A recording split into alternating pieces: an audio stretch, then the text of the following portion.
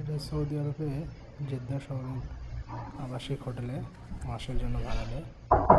এখানে টুরিস্ট এসেছিল। এটা জানার পর সৌদি কিছু পোলাপান যারা সবসময় ডাকাতি ছিনতাই করে, এরা জানার পর এরা এখানে আসে। একজনের হাতে লাঠি আর একজনের হাতে চাপ, কুড়ালের মতো।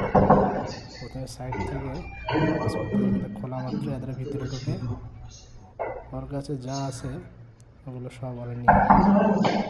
কোনো জায়গায় শান্তি নেই। মানুষ বলে যে সৌদি আরবে শান্তির জায়গা, আসলে কোনো জায়গায় শান্তি নেই। দেখেন, দুইজন আসছে ডাকাতি করার জন্য, অনেকক্ষণ চেষ্টা করার পর খোলাখুলি করে না।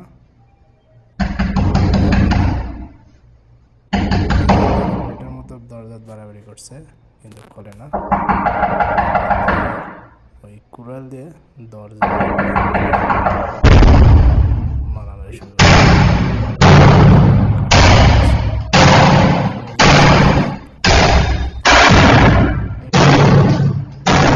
একটা সম্বন্ধে নেমে যায়, কিছুই বলে না। ওই পাশের রুমের তিনজন ওদেরকে ধাওয়া করে। কি অবস্থা!